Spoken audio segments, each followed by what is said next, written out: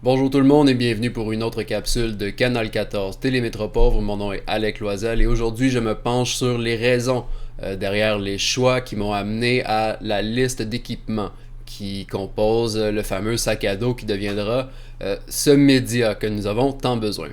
Euh, donc, il est important pour la phase d'établissement d'un nouveau média de bien définir les besoins.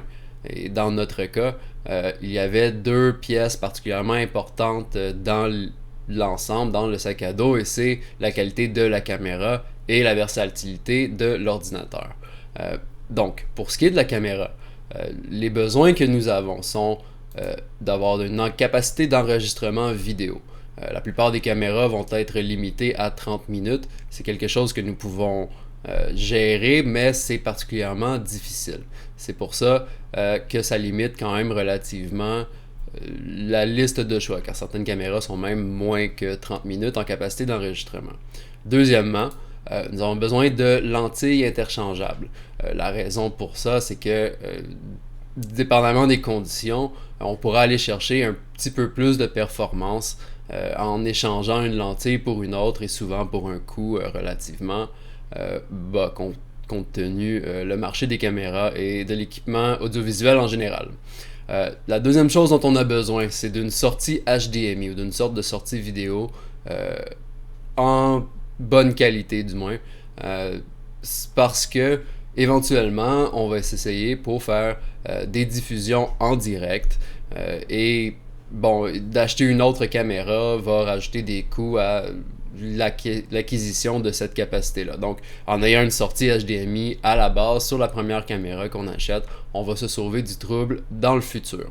Et ensuite, le dernier point, c'est qu'il nous prend une entrée pour le micro, parce que parfois, si on est sur le terrain, on n'a pas nécessairement la capacité de toujours... ça peut devenir compliqué d'enregistrer sur la caméra et d'enregistrer sur, par exemple, son cellulaire ou peu importe l'appareil sur lequel on enregistre. Ça ouvre l'opportunité à beaucoup d'erreurs, particulièrement sur le terrain, quand la charge cognitive est déjà très lourde. Donc, en ayant une entrée de micro dans la caméra, ça va nous aider à simplifier les choses grandement. Donc, de par ces critères-là, dans mon cas, comme j'avais environ seulement 300$ de budget pour la caméra, j'en suis venu à la Canon T2i que je me suis procuré sur eBay. On va passer au travers les différentes options. Vous allez pouvoir voir dans le même, dans le même, si on veut, dans le même genre de prix, il y a quand même quelques options, mais pas énormément. Pour ce qui est du laptop, on avait simplement besoin d'avoir au moins 8 GB de RAM, puisqu'on va faire de l'édition vidéo et que la demande en RAM, en mémoire vive est relativement lourde. Et on va avoir besoin aussi d'une carte graphique dédiée. Donc, c'est les deux critères pour ce qui est de l'ordinateur comme tel. Donc, il y a deux aspects à ça. Il y a la caméra qu'on peut acheter, mais il y a aussi, dans certains cas, certaines capacités qu'on peut avoir qui sont en fait rajoutées par la suite, si on veut. Donc, en réalité, si notre caméra a toutes ces capacités-là, ça ne veut pas nécessairement dire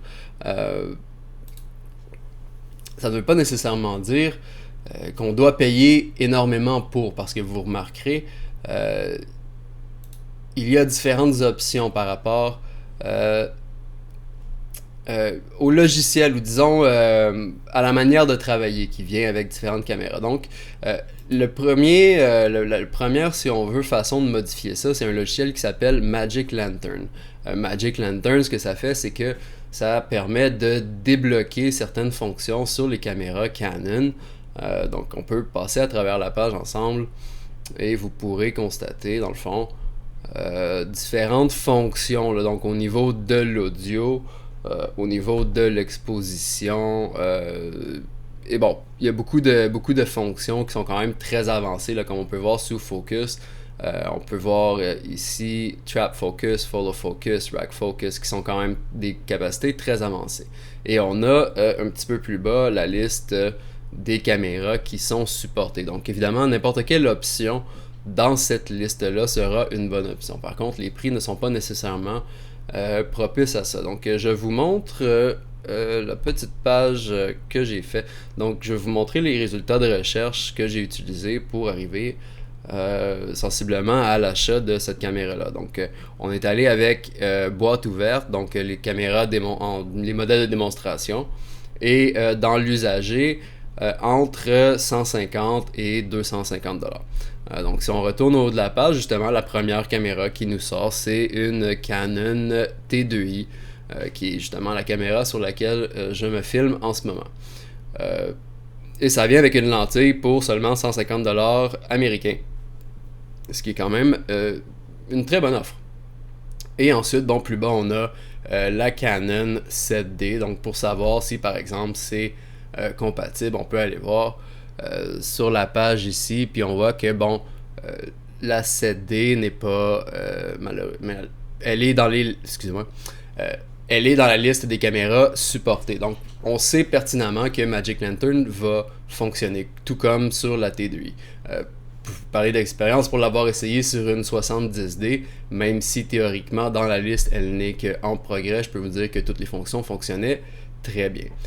Donc on a deux options ici qui sont sensiblement dans les mêmes prix, cette T2i et cette 7D, qui, bon, dans le cas de la 7D, c'est vraiment, il faut prêter attention, ce n'est que la caméra, donc on aura besoin d'une lentille. Ça peut rajouter environ une cinquantaine de dollars pour cette lentille Canon là, qui vient avec l'offre de la T2i. Donc dans ces deux cas-là, ce seraient des bonnes options, car les deux ont des sorties HDMI. Et voilà. Et donc il y a cette Nikon D3500 dans le fond, qui est sensiblement l'équivalent de cette 7D qu'on a vu plus haut, mais dans le Nikon, qui est aussi une très belle option, qui a une sortie HDMI, etc. Donc c'est à peu près ça. Vous pouvez voir un peu l'offre qui est disponible dans ces prix-là. Et bon, vous allez voir que c'est pas mal toujours les mêmes modèles qui reviennent, la 7D, T6, T3i, T2i. Et bon, moi personnellement je vous recommande fortement d'y aller avec une Canon pour pouvoir utiliser Magic Lantern. Le prochain vidéo que je vous présente sera justement sur Magic Lantern et les différentes techniques qui y sont associées. Mais si vous aviez par exemple un petit peu plus d'argent à débourser et que par exemple vous aviez, au lieu de 1000$, vous aviez 1500$, vous pourriez dépenser un petit peu plus sur la caméra. Donc je vais vous montrer ici les termes de recherche que j'ai fait. Dans le fond, la seule chose qui a changé, c'est que le prix est maintenant entre 300 et 500 dollars américains, donc presque le double là, pour la plupart des options qui vont nous être offertes sur eBay.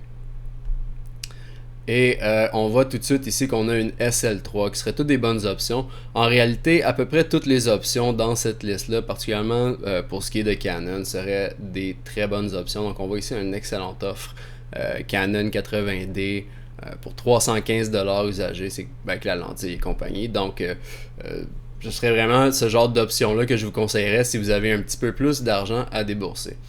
Pour ce qui est du laptop, la recherche initiale que j'ai faite pour trouver le mien était quelque chose comme ça.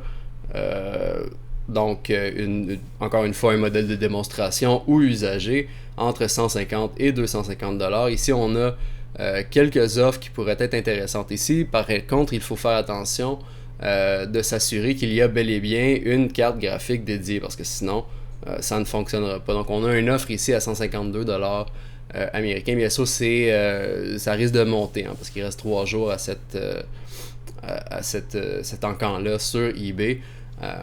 Mais bon, vous avez quand même plusieurs options du genre et ça va tourner dans ces prix-là. C'est vraiment juste pour vous donner une petite idée de ce qui est le marché. On a le Alienware ici là, qui serait aussi une bonne option. On peut aller voir de plus près.